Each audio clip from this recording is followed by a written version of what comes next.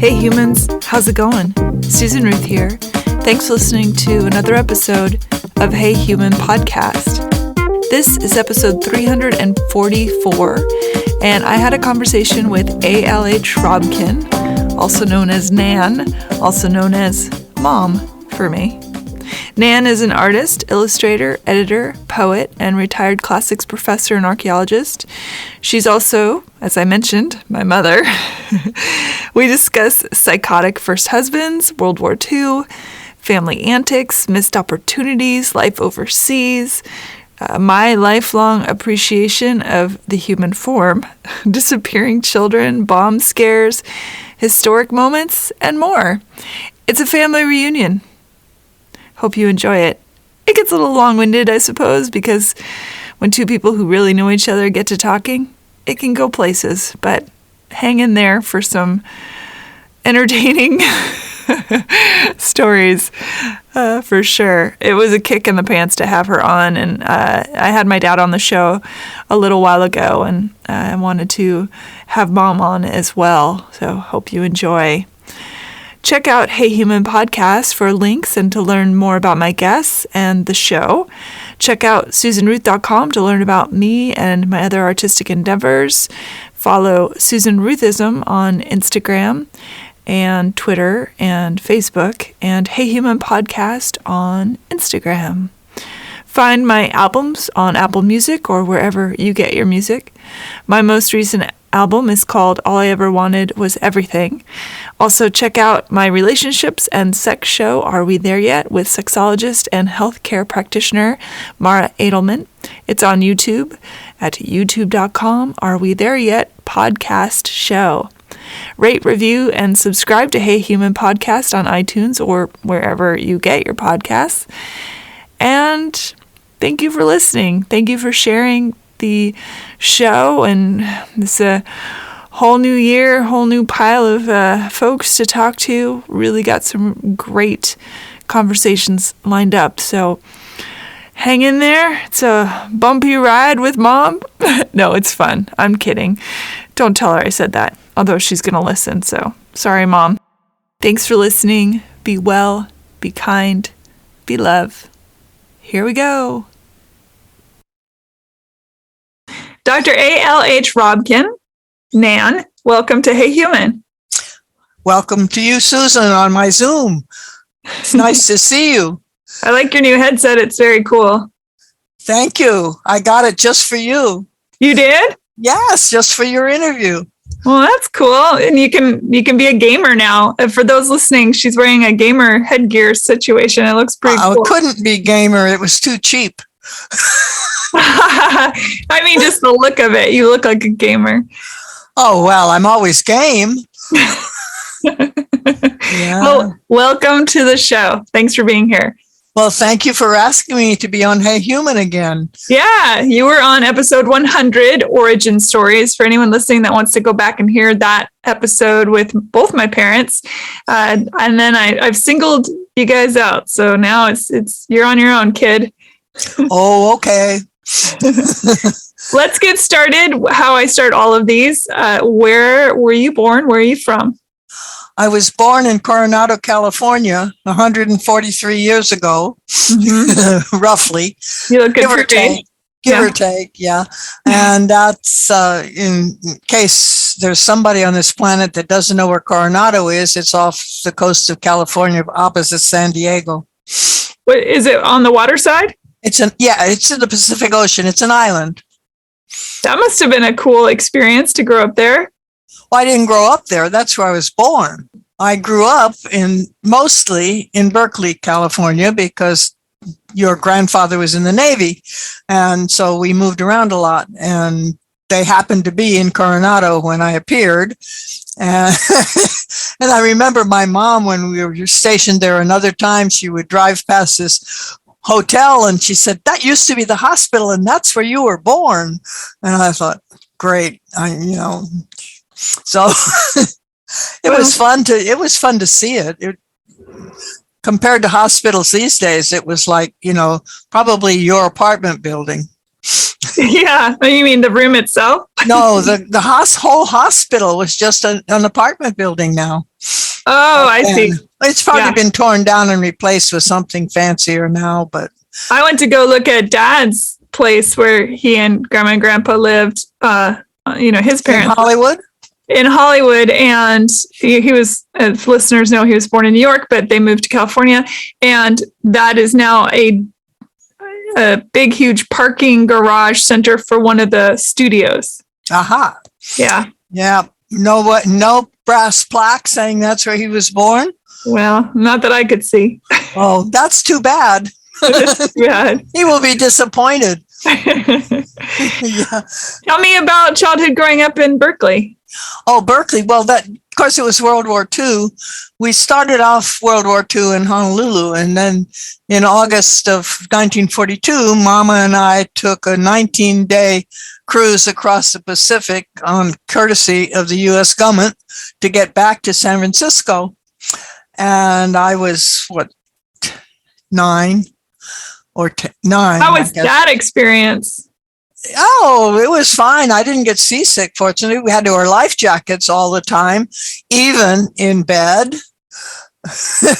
Well, at least they had to be so we could get them on quickly because, and going to Honolulu took 5 days on the SS Matsonia, which was a cruise ship of the Matson Lines. And I went first class, and I had a lovely time on that 5 days. And one of the stewardesses was looking after me, and that was fine. But it took 5 days, 19 days coming back because we were in a convoy and we had to zigzag. And every once in a while there would be a blast where they were shooting a mine that they saw floating around. I mean, it was pretty interesting. Did you have an awareness at that age that we were in, it was wartime, that you were in seas that could be bombed? Oh, yeah. I mean, when you go to school every day carrying a gas mask, you're pretty aware that something could happen. How does that affect you as a kid? Well, I think it did not give me PTSD. I think because I was so young, I was only 9, at the beginning of the war, and 8 when the war started, 9 when we got home. It's just not, because the grown-ups were so careful to make sure that everything was as normal as possible for us kids. I think we've managed okay. We have memories. I mean, like every December 7th, I post on my Facebook page some memories from that time. But, it wasn't a difficult. I mean, there was rationing and all the men were gone to war and all of that stuff. But, we just survived. And I think part of it was because of your grandmother, who was probably the world's calmest person in the face of any sort of adversity. And she was very, very smart about things like that. And she managed to keep people in her orbit calm about it. And, because like the night of Pearl Harbor, one of the neighbors wanted to go to the hills.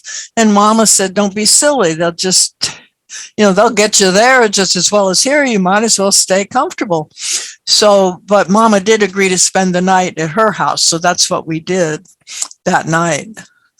But it was, an interesting thing to be at the start of a war. I was just going to say, I remember as a kid, our neighbor, her oven exploded and she thought she was dead, and she came running over to our house. And I remember how calm you were in that experience. She was losing her mind. She thought she was dead. And I remember this really clearly. You took her into the bathroom to show her her reflection so that she would see that she was in fact alive and okay. And that calmed her down a lot. And I thought, wow, you were so calm with her. Yes, and then trying to get her calm enough so I could break away and call 911. I should have sent you to do that, but She was terrified. Oh, yes, she was absolutely terrified. And the fire department came and disabled that burner on her. So what she had done is she was cleaning the stove, and it was an electric stove, and she hit the lighter with the cleaning fluid, and it exploded. And then right in her, and she wasn't burnt or anything, but it was pretty scary. That house had a lot of issues. I remember when I was babysitting the kids next door, when it was a different family, and one of them ran through the glass door. I was just thinking of that myself. That house was sort of doomed for rental. But the people who are there now that bought the house, they've been there for, it must be 30 years. Forever. They've been there forever.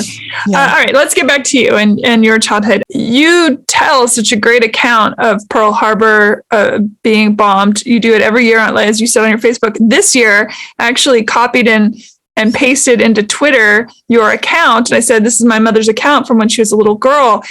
And a lot of people responded to it. It got retweeted like crazy. And really? Everybody said, thank your mom for that, because we don't get the perspective of kids from that time period. And so I think it's really great that you talk about it, because history gets lost. Well, people, there are not so many veterans from that war left to remind us. And I think we need to be reminded, especially because of the way the war ended and what has happened since between the adversaries. The fact that the Japanese are one of our strongest allies now is just amazing. So we won the peace. Germany also. We won the peace, and that's really important. And we won it well enough that it hasn't been repeated yet.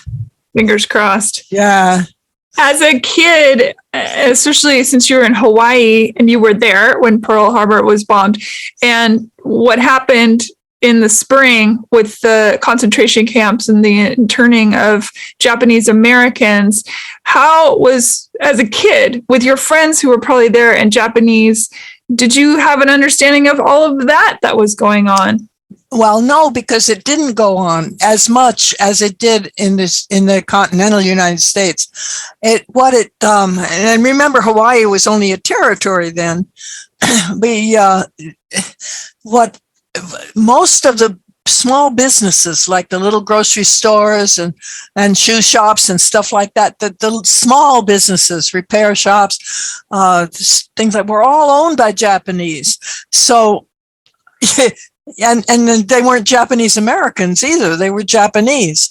So that made a difference, and they couldn't send everybody. They didn't go. They kept those Japanese were able to keep going and keep their businesses open. And my third grade teacher, for instance, Miss Akai, was Japanese, but she was Japanese American. She was from the States.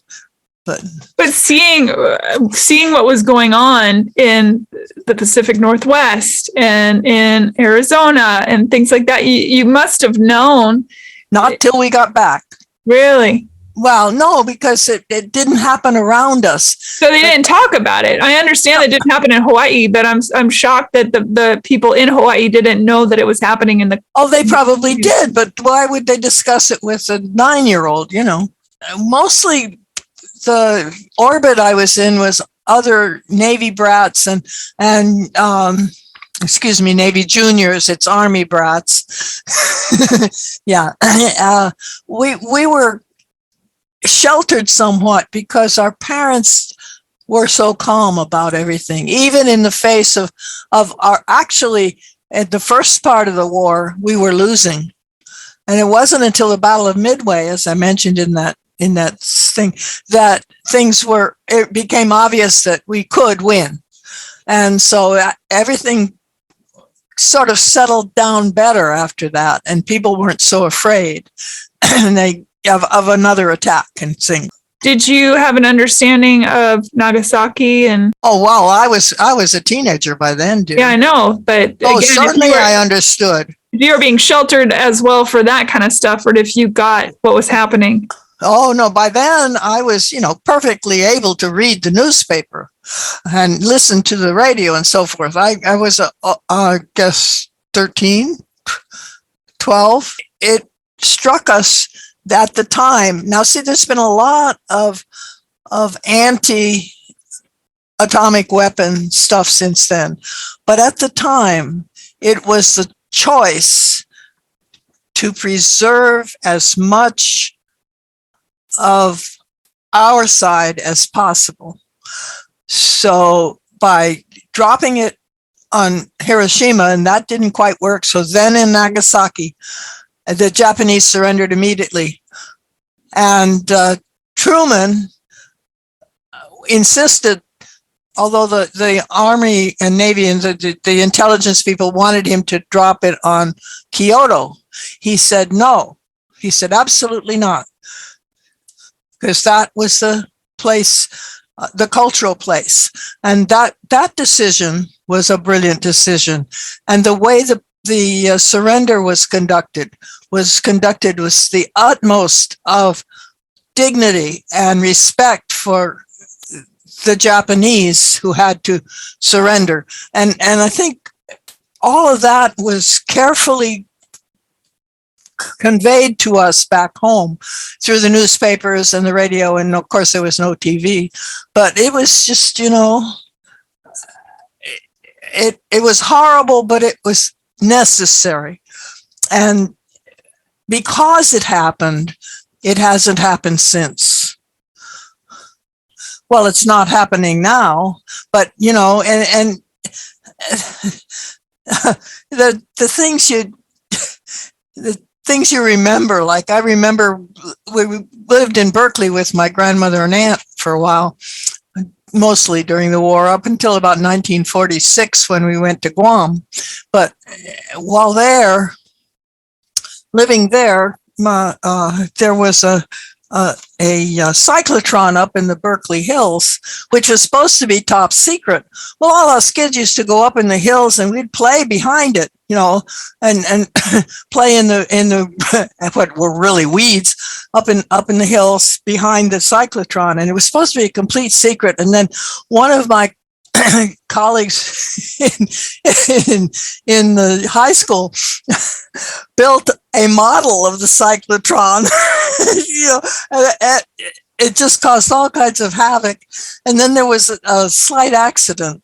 And I remember your great-grandmother, Bam Bam, picked up the phone and called Edward Teller, who was responsible for the H-bomb, which was in development at that point, and asked him if the nuclear accident would hurt her chrysanthemums. And he said, "Good God, madam," and hung up.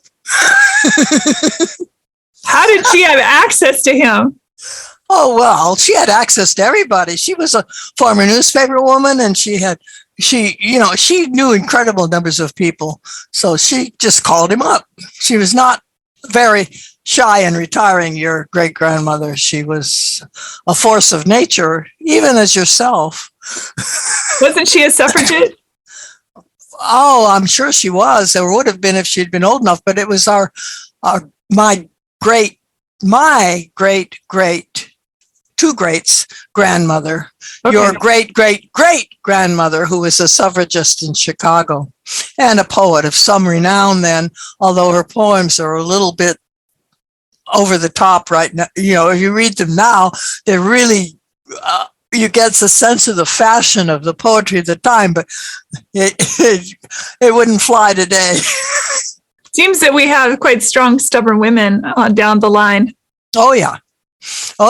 Your grandmother, after whom you are named, was my great-grandmother. Your grandmother. My grandmother, after whom you were named, Susan. She was a crack pistol shot and a champion at that. And I remember Mama telling me they were driving along in Samuel, the black Model T, and they came, and it was rainy and nasty, and they saw up ahead there was a tree across the road. And so they were a little worried. So my grandmother, Susan, rolls down the window and braces her and the gun in her hands, and she's going to defend them. It's a single shot pistol. Anyway, it turned out to be that the men around the tree were getting it out of the road. But Mama remembers her mother saying, Anne, do you think it's okay to use both hands? As she's trying to hold it on the window.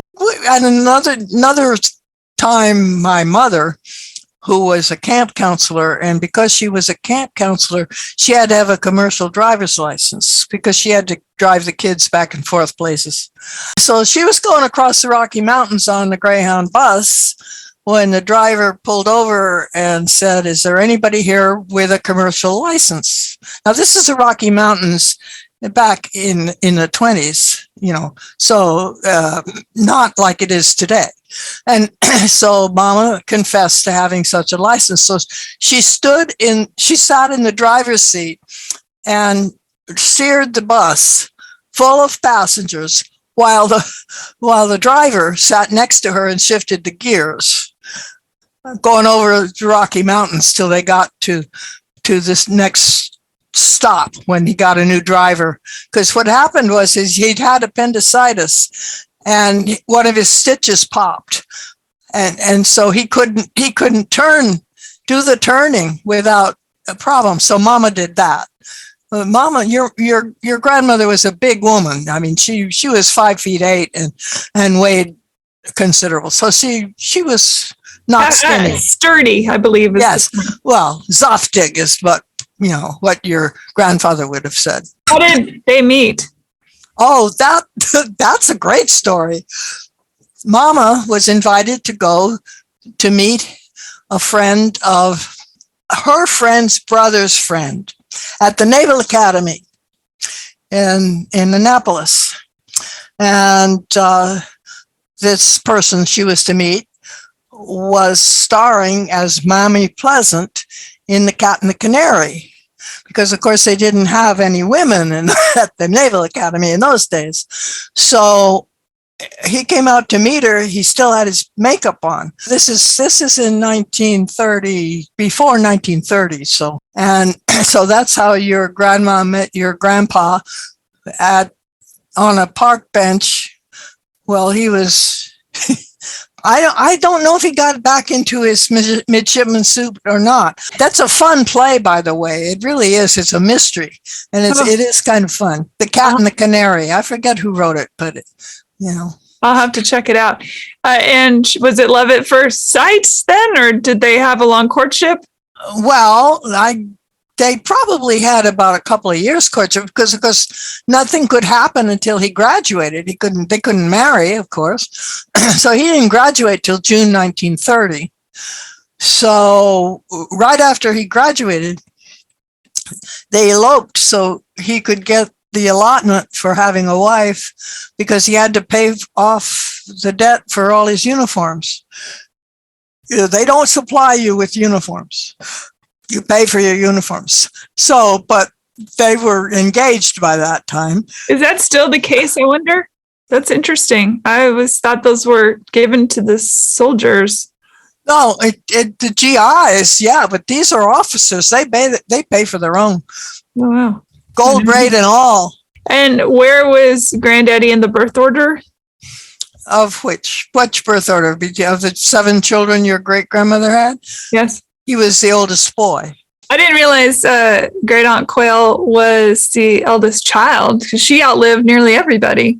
She outlived nearly everybody. Yeah, I think Forrest was still alive, was the only other one still alive when Quail died. Yeah, and Quail, she was a character. I liked her very much. Yeah, she was something else. She was, speaking of strong women, head of household for herself and Bam Bam, and who is not Bam Bam yet, and her 2 youngest brothers in Berkeley during the Depression. See, we have a pretty good heritage, actually, with some crazy, wonderful people. Yeah. Or should I say wonderful, crazy people? Everybody listening is like, this is getting way too confusing. All right, let's get back to your story. So, what was Guam? On the last time I talked with you on the show, you told the story about stealing, about how the Navy would steal from the Army. Oh yeah, Grandma hijacked. Yes, my mother, your grandmother, and the boss's wife, the captain's wife, were at the commissary when a semi-truck loaded with plywood parked in front of the commissary, and it was an Army truck, and the driver and his helper got up and took the cab away and went off into the sunset, as it were. So Mama and Auntie Grace looked at each other and they said, a semi-load of plywood, and all it has is a flat tire. An Army semi-load of plywood. They have to go 32 miles to get a new tire. Our base is 6 miles away. On the phone. So they went into the commissary and called up, and pretty soon a cab came along, came along the truck with a tire and changed the tire and drove off with the semi-load, and all of the houses on our housing area got finished. And that was a great thing. And until just a few years ago, there was no road all the way around the island. So there was about a 5-mile stretch that had no road. So in that 5-mile stretch, which was just beyond where our housing area was, where our base was, there must be several interesting vehicles that nobody knows why they're there, such as a semi-trailer that used to have plywood on it. Wonder what happened to the Army guys that lost their truckload of plywood. And they came back with the tire. What? Oh, we don't know. Nobody knew a thing. Nobody had seen a thing. They probably had to clean some latrines for a while after that. Well, getting supplies on Guam at that time was not, it was kind of an adventure. Like when they built our house, one of the toilets, the bowl came from one island among the Marianas, the tank from another. I mean, just got it where you could. How long were you on Guam? 2.5 years. I remember you telling us when we were kids that you drank Coca-Colas all the time. Oh, yeah. I had at least 10 or 12 Coca-Colas a day. It destroyed my teeth, of course. When I came back, I had to have 32 cavities filled. Why did you not? Was there not clean water? Oh, there was water, all right, but there was no milk. Interesting. Yeah. So what did the kids do for calcium and things? The best they could. There was something called Avocet that you could get that was pretty vile. And there was, you got your calcium from other things like meat. Mm-hmm. Do you have good memories of being on Guam? Oh, yes and no. I mean, I have interesting memories. I remember the typhoon where our houses were being built, and one of the things that we had were walk-in reefers, which are about the size of your apartment. Anyway, so the one of the boss's house, which was right across from ours, was bigger. So we set up 3 or 4 cots in that because it wasn't connected yet. And we spent the typhoon inside the reefer, which would have been too heavy for the thing to blow away anyway. And that I remember you could hear the wind howling. And then when the eye of the storm passed over, you dead silence. And then howling again. It was very interesting. A later typhoon destroyed that whole area, but it was a nice area. It was right under the mountain. It was the place where the last big battle on Guam had taken place. And there was one Japanese soldier who refused to believe the war was over. And he just surrendered. I think within the last 10 years, I don't remember. I remember reading about it and thinking, oh, very good. I'm glad he I always wondered what happened to him. But we used to leave food out for him in the back of our house, because behind our house were all the trenches and you'd find the occasional sake bottle, empty, of course. How old were you at this point? Oh, 14, 15, 16. I had my 16th birthday on Guam, and then we came home shortly after that. And you were a debutante, were you not? No, but I could have been. But Mama, when I got to be 18, we were in New York by then. When I got to be 18, Mama made the executive decision that I would not be a debutante. And I sometimes wish I had been, just for the hell of it, because I wasn't the debutante type, mind you. But it would have been many of my relatives were, like your great grandmother Susan was the first modern queen of the Veiled Prophet's Ball, and Mama, my mother, your grandmother, was a special maid at the Veiled Prophet's Ball in her debutante year. Well, mine came up, and Mama decided that I probably wasn't a good candidate for that. I was a political junkie even then. And so I think she was afraid I would disgrace the family. I might have. You never know. You mean being liberal to their conservative? No, just being outrageously nonconformist, let's say. The Veiled Prophets were recently in the news. Yeah, because it turned out to be a racist sort of thing. But we never knew that. I mean, I never heard that before you told me. Yeah. And in fact, Susan wasn't the only queen in our family. I traced it back. There was one of the founders of the thing itself was one of our relatives, which I found surprising. Oh, yes, Akrata, whose portrait is in storage even as we speak. Mm-hmm. Yeah, Akrata McCreary and her husband instituted it, or were part of the founders that instituted it. I mean, we have a very interesting family with interesting things on both sides. Interesting things happen to our family members. Yeah. Yeah. You mean both sides, your mother and father? Yeah. Yeah. Well, for sure. Because we don't know much about my father's history because World War II kind of took care of that. All right. So graduating from high school, did you have it? I have two questions about that. As you're growing up through this family that is a long line of military families, did you have a sense of order and discipline that is required in those kinds of families? Or were you more of a, like Maria from The Sound of Music? Well, more like that. No, I never even I knew about hierarchies and so forth. But, one of the things about the military is the men are the ones with the commissions, and the women are just married to them or their children, and also there are sons as well as back daughters. Then, you mean? Not anymore. Yeah, sure. Well, but you're a civilian, and so none of that really filters down to you. If you're living on a base, then of course there are rules you follow. If you're not, then you just do whatever anybody in the neighborhood would do.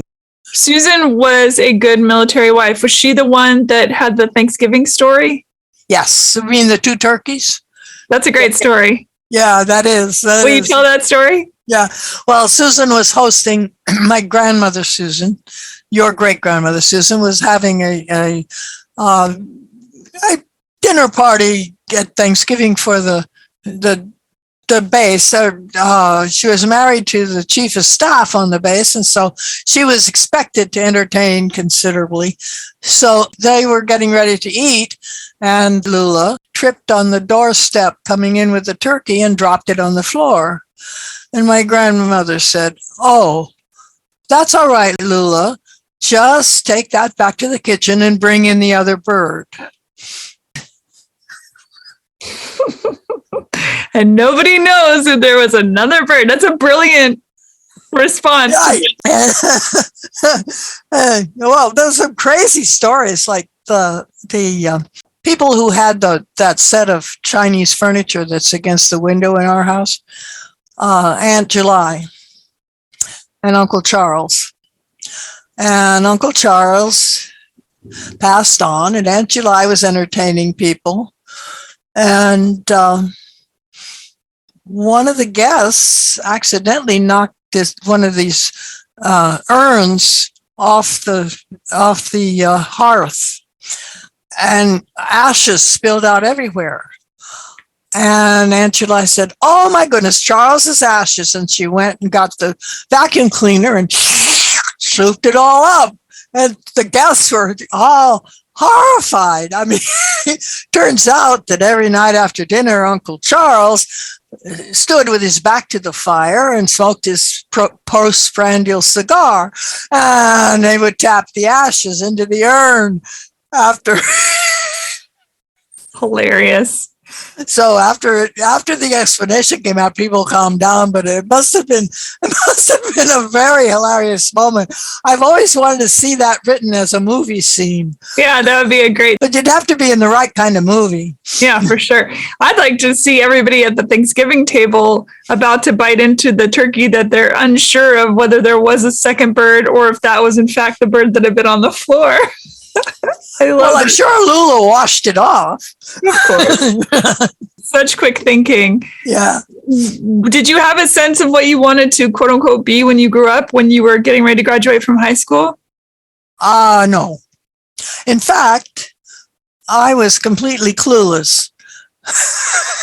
My mother, bless her heart, enrolled me in college, which I found out when I got to New York. I was staying with my grandmother and aunt again because you don't want to go from the West Coast to the East Coast and change schools. Going from the East Coast to the West Coast is all right because you're ahead that way. But if you go from the West Coast to the East Coast in those days, you were behind because there was all kinds of things going on in the world of education in California, for instance, like inventing new ways of teaching reading and new ways of teaching math, neither of which, the particular ones that I was involved in, neither of which were proved to be very efficacious in the long run. But anyhow, so I stayed to graduate from Berkeley High. Mama had applied to several colleges in alphabetical order in New York and Connecticut, and the one that accepted me, I went to.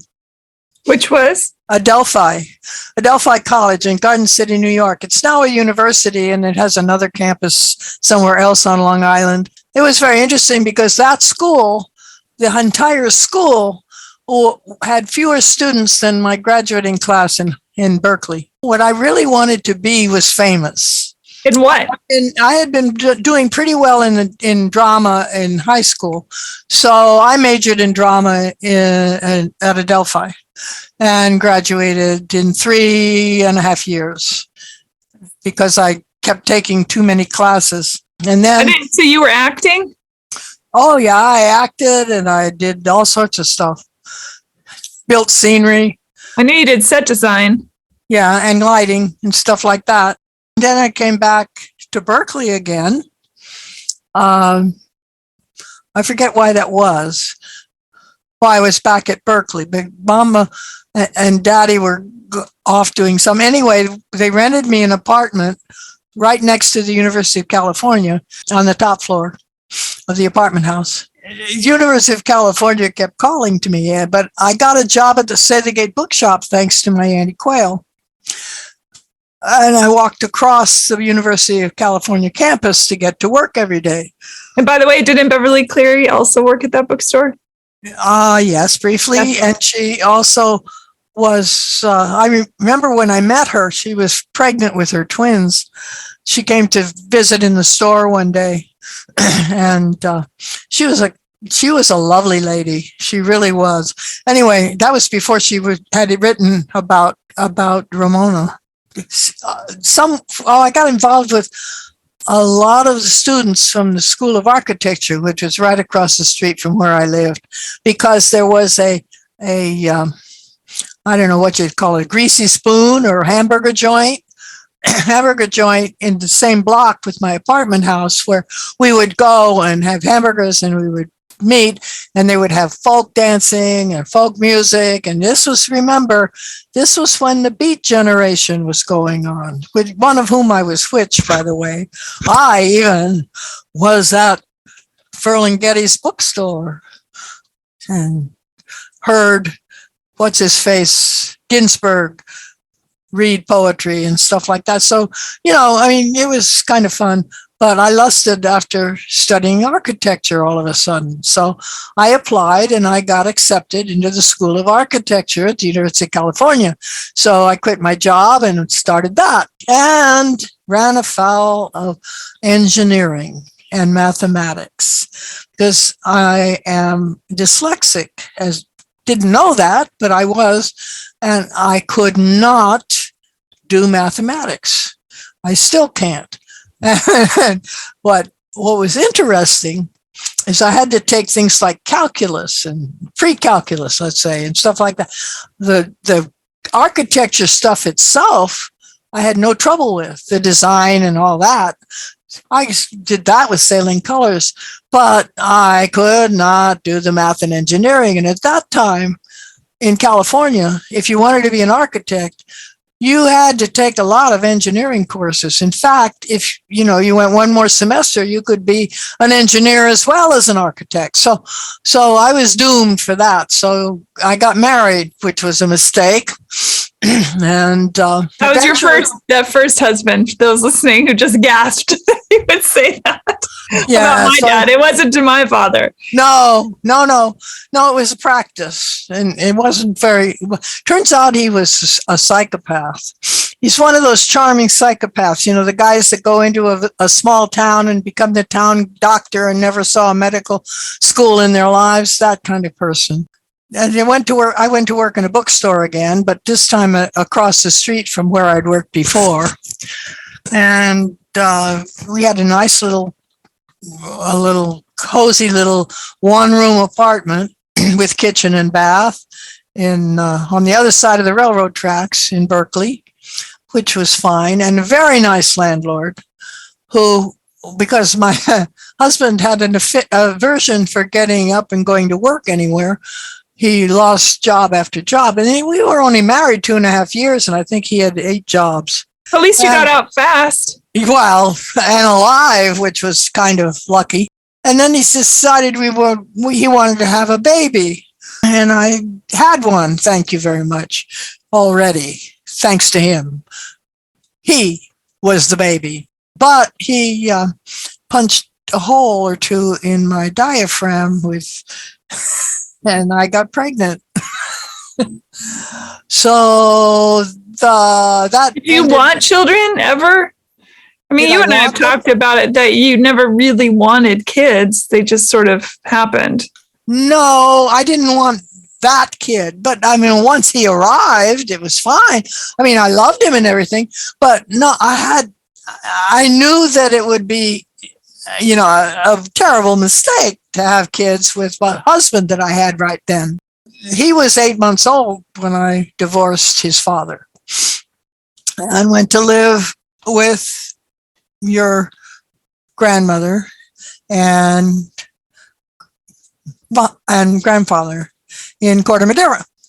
My mother decided this was a son she never had, so she took over raising him while I went to school at San Francisco State.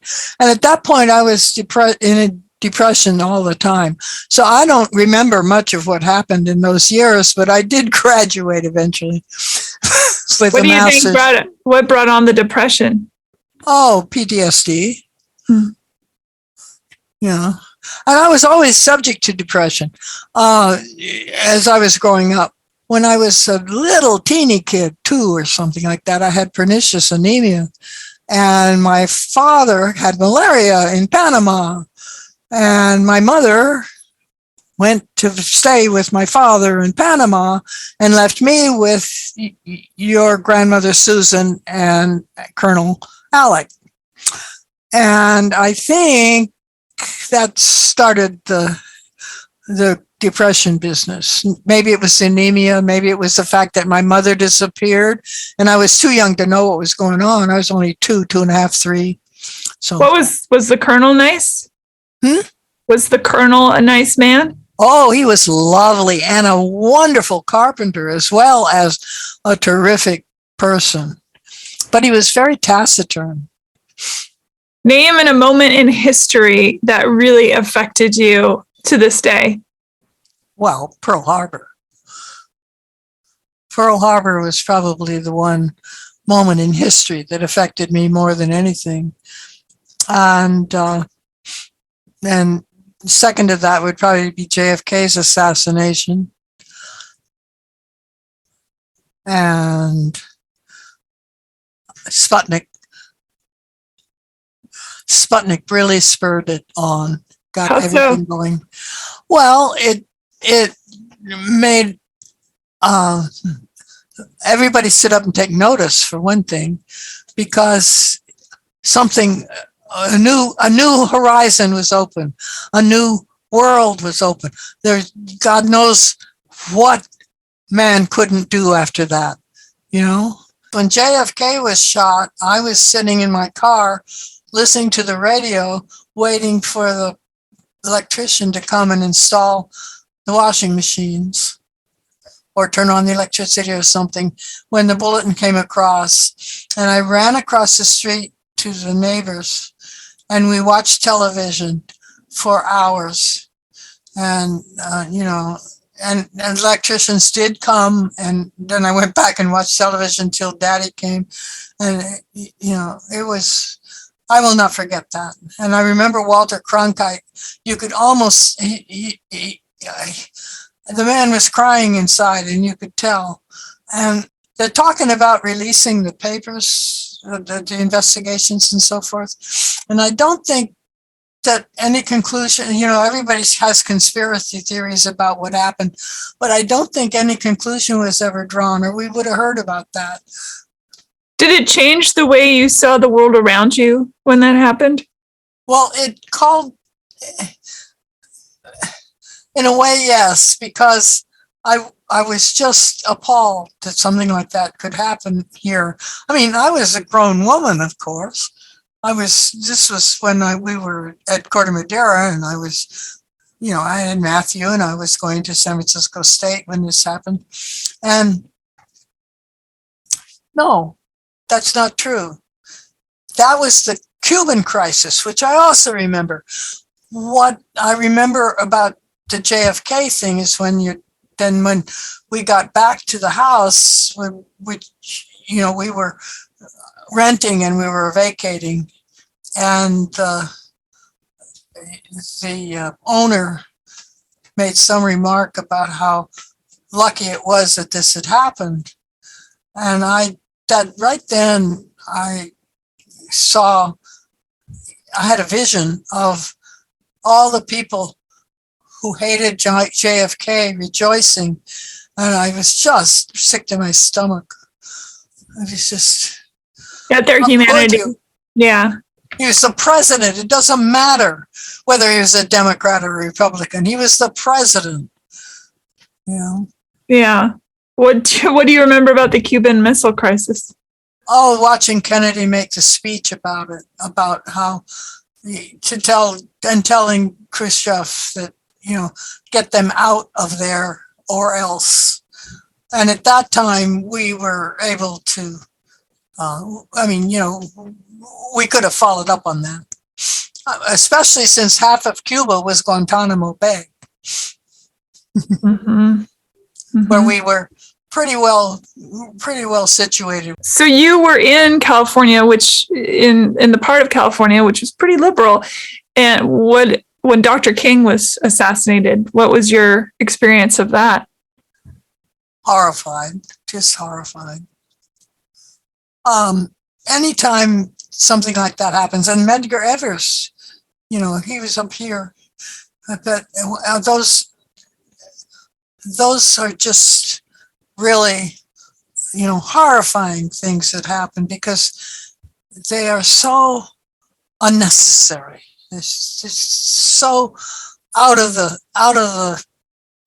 question. You should not have to face something like that. But Bobby Kennedy is the one that really got me because it was on my birthday. And I was looking forward to him as president. I mean, the world would be so much better place if he had gotten to be president. I agree with you. Yeah, I agree with you. He would have made an exceptional president. Because he was one of those people of power that had compassion. Mm-hmm. It was, what Teddy said about him was so true, that he saw wrong and tried to right it. And he saw what other people said, why, he said, why not? All that. I will not forget that. Do you remember when we took our first steps on the moon? Yep.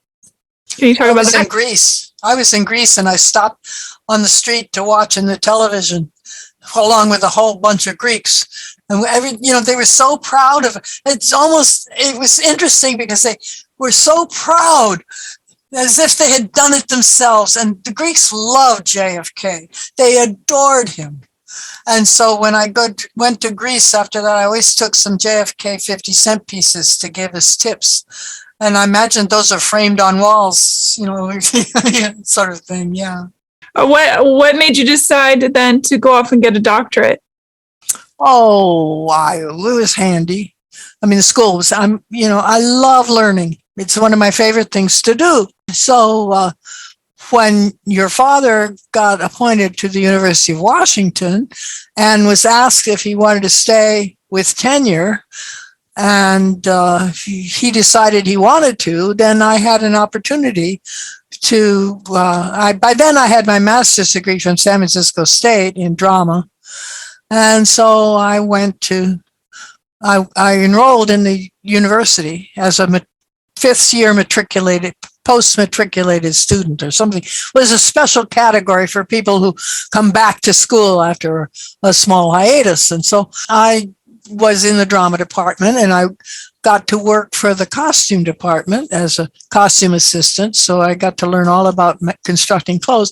And even when I had done drama before, I never admitted that I knew how to sew, because I knew that being female and so forth, I would end up in the sewing all the costumes and not doing much else. So what I did in San Francisco State was become a lighting designer, and I lit about 40 productions while I was there. And I got my MA and my teaching certificate because my daddy paid for my education as long as I agreed to get this teaching certificate, which I used maybe twice to teach as a substitute in various high schools, and a couple of the high schools in Marin County. But I got it, and it was a general secondary, because one of the trouble with me is that I have to know everything, right? And so I studied science, I studied literature, I studied sculpture, I studied speech and drama, I studied everything. So I had a general secondary, so I could teach anything in high school, science, anything. I have memories. So Granddaddy died long before I was born, but I have memories of you with slides. I just remember you taking a gajillion photographs, and there were always photographs of archaeological places on the walls of the house growing up. And you, when we went to Cambridge as our, that's where I started school. Yeah. At 3.5. Oh, and I have some stories about you, which I will not relate on this. Oh, you can tell that story. It's fine. No, I don't think so. It's not really appropriate, is it? For this audience? They've heard everything on this show. Okay, well, when you were 3.5, my friend Irene came to visit us in Cambridge, England. I thought that was in Greece. No, that was in, this was. Oh, okay. Got it. Yeah. Oh, you mean the time you climbed up the side of the Sunian temple? No, and the not that guards time. grabbed you before you, and that was scary. Do you remember that? I don't remember that. No, but I know this. For some reason, I thought the story you're about to tell in the museum, I thought I was older for some reason. Maybe you were 4.5. Yeah. Well, you were 4. Let's settle on 4. Okay. And I remember, one of the things I remember about getting there to Cambridge was that you ran all the way to England. We were on a 747 and we were in the middle section, and you ran up and down the aisles the whole 9 hours. I don't understand. Yeah. I mean, I don't recall you ever putting your head down and going to sleep. It was, you were pretty exhausted by the time we got there, which is probably a good thing because then we didn't lose you in the airport.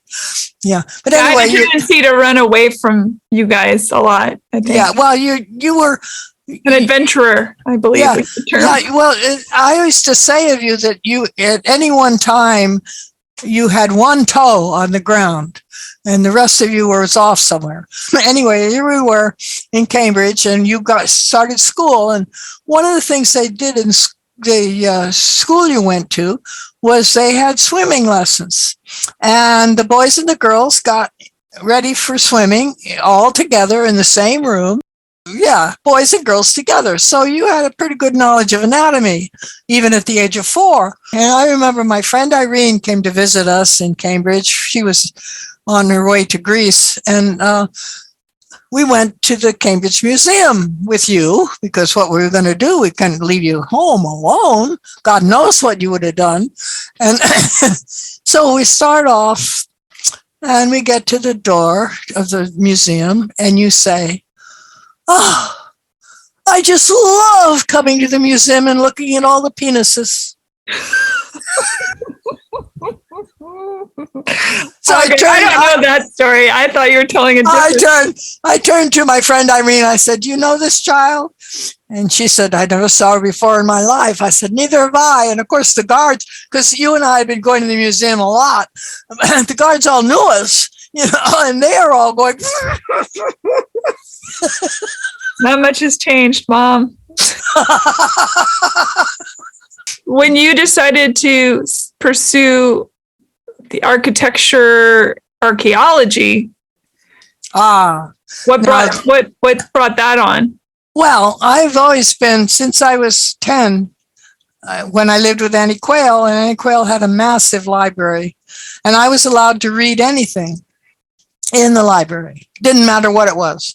So I read interesting things, but one of the things I read was Gilbert Hyatt's Greek drama translations. And I fell madly in love with the Greeks earlier because Annie Quayle used to read me the story of the Trojan War and the travels of Odysseus. And I fell in love with Odysseus very early on. And so I was always geared toward the ancient Greeks. So when I got to the University of Washington as a matriculated student, I decided now's my chance. But I didn't get to do the Greek until about the second year I was there. And by then I was in a graduate program. And to be in the graduate program, you had to have a certain level of classes. You couldn't take, for instance, 101, anything 101. You had to be 300 or above. So fortunately, they had a class in Homeric Greek that was a 300 level class and only 3 hours a week. So I got started with Homeric Greek and then proceeded through the archaic and classical periods and into Hellenistic and modern Greek, because for my dissertation, I had to know 5 kinds of Greek. I had to be able to read and understand Italian, French, and German. And so with the help of a dictionary and some really wonderful faculty members at the U, I managed to get through all that. And My dissertation was on the Odeon of Pericles, which was a building built in the fifth century. About 425, and by Pericles, and was supposedly for the singing contests at the city Dionysia and so forth. Well, that building has 96 interior columns, and you're a singer. How would you like to stand in the middle of a hall with 96 interior columns and try to sing? Yeah, that's a lot of bounce back. You betcha. You had said the first time you went to Greece, you didn't need any maps or anything. You felt like you knew it inside and out intuitively. Well, I felt that I'd always been there. So I'm curious, aside from Dad and your first husband, were you ever in love with anyone? Oh, of course. I fall in love all the time. I still do. But that's different. It's not like, if you're married, you can fall in love all you want, but you don't do much about it. Just enjoy the feeling. Yeah. Do you think you have regrets at all about having kids, like taking that path and doing those things when you could have done all these other things? Well, I don't know that I could have done all these other things. I don't regret having my kids. I enjoyed them as they were growing up, mostly, except when you and Jeremy would get into fights for dinner all the time. But then, you wanted to do everything Jeremy did, and Jeremy was 6.5 years older, and he wasn't having it. Although he was pretty good. He let me do a lot of stuff with him, but I think there was let you steal his car. Well, he didn't let me. I just stole it. There's a difference. Yeah. I didn't drive. No, that's true. Tracy drove. We had to serve our penance. Yes, you did.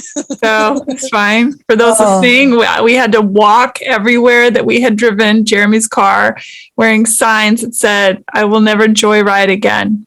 But we actually we had a great time on that walk. So I don't know how much punishment it was. It rained on us and we had a big time. People honked at us and we waved. It was big fun. Yeah, but you never stole a car again. Not Jeremy's. I'm just kidding. Joking. Never stole a car again. No. The problem of being a hyperactive child is you do things that, and I was curious, hyperactive, and I guess in some ways fearless. And that combination. Well, you never met a stranger. That used to scare us to death when you were little. And I'll never forget how disappointed you were when you found out that all museum guards didn't carry candy in their pockets to give little girls. Yeah, I'm surprised I didn't hop in a van anytime with like the free candy on the side. Oh, but, yeah. Do you remember getting trapped in the British Museum? No, I don't know that. That was on the way back from Greece. We were in the British Museum. And there was a bomb scare. And the British Museum has huge oaken doors. I mean, they're about 20 feet tall. And of course, they're probably not that tall, but and they all slam shut. Well, I was in the gift shop picking out postcards for my collection, and I thought you were with your father. Well, he and Jeremy thought you were with me. And you were with neither of us. Do you remember this? Do not have any remembering of this. So when the doors opened again and Daddy came to the store and no Susan, we thought, where would she go? And so we decided that we would retrace our steps of what we'd been doing before we separated into supposedly 2 groups and not 3 groups. Anyway, so we go back to the Egyptian exhibit, and there you were standing there looking at a mummy with the Egyptian guard who was explaining to you what everything was. And I walked over and to thank him and so forth. And I noticed that the mummy's penis was gold plated. And I thought to myself, what if she sees that? What is? But apparently you didn't. And I felt vast relief as we thanked the guard and took you away.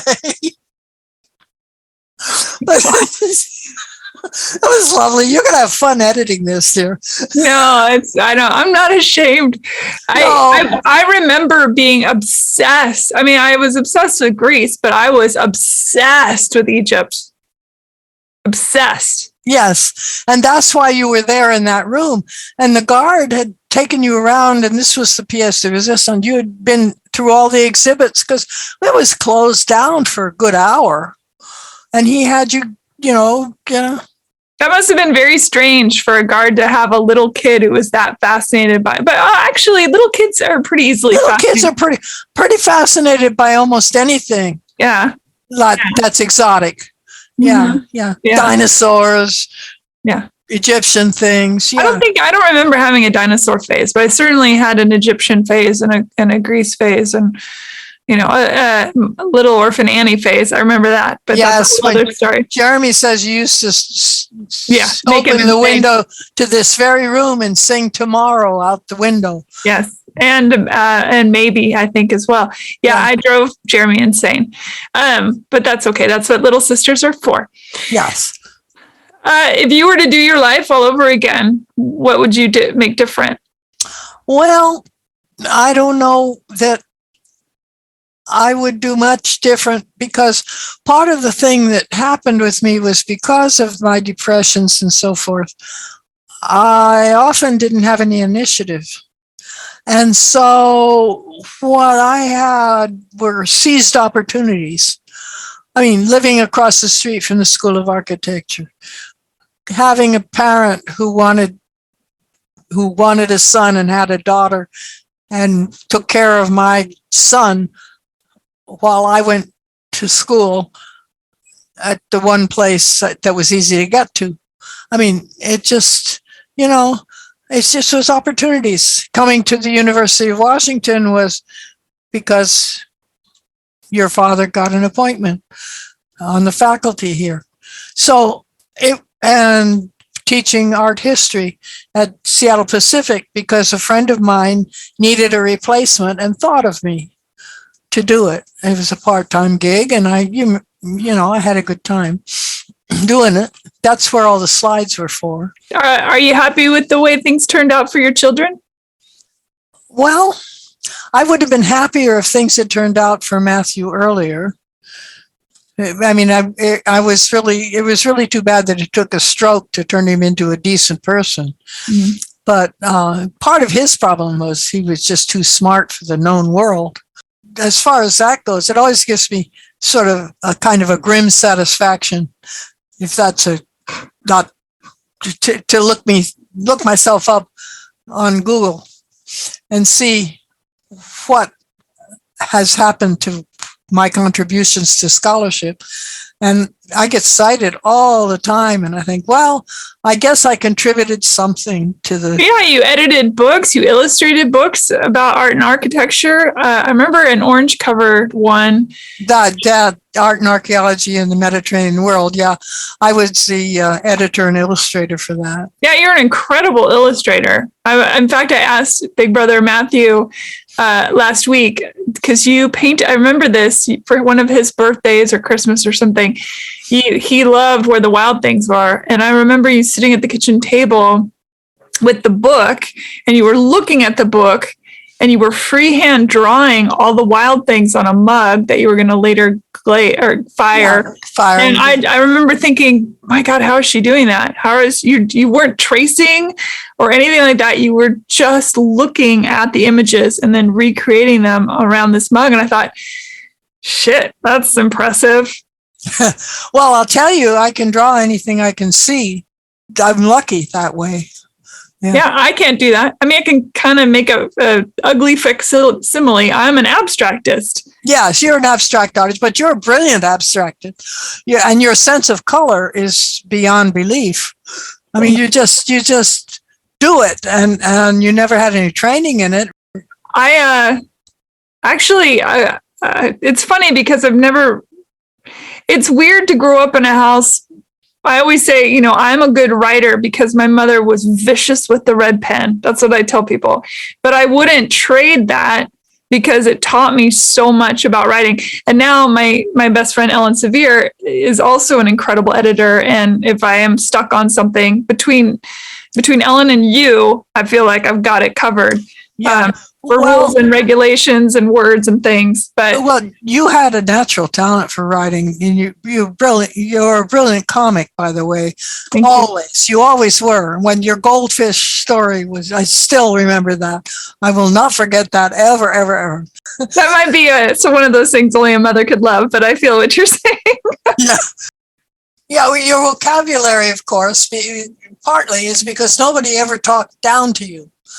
Nobody in British getting your start in the British education system was a good thing because they expect you to understand everything they tell you, and you did. Well, having academics as parents didn't hurt, but anyway, we're way off track. Okay, so back to you. So no regrets. No, I don't have any regrets. If I had it to do over, and I had a different mental health issue. Didn't have the mental health issues that I had. I would have been fine. I would probably have become a Bronze Age archeologist or something like that. And I would not have ever married. And I would probably spend most of my life in Greece doing that, But yeah. I don't regret what happened to me. I've had lots of interesting adventures. I've traveled the world. I haven't been to Japan, my regret to say, but I've been to China. You go see your grandson in Japan? Yeah, but I'm a little old to travel that way now. I would never, I would love to have done it, say, 20 years ago, but not now. Do you believe in ghosts? Do you believe in God? I believe in ghosts, yes. I've seen ghosts. I dream about them too, but I have visitors of people that I knew that have died occasionally in my dreams, and I find that fascinating. And also, do I believe in God? Well, something had to start the Big Bang. I think the fact that we have never been able to find out what it was is instructive. And we may never, no matter how we try. We can go back and back and back and back, but we have to build an even better telescope than Webb to do that. And there's no incentive to do that right now. If reincarnation is real, do you want to come back once you finish this lifetime? Sure, why not? It's more to learn. Yeah, I don't know whether, but I'm not sure that I haven't reached the limit of my coming back. I'm sure I've been here before.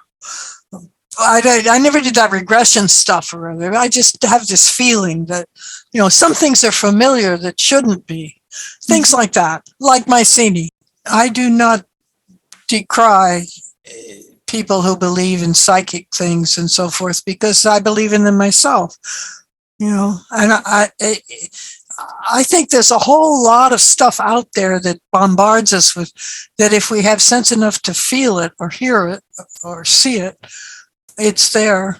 We just have to recognize it. Would you like to read a poem? Oh, here's one that I wrote that I love a lot.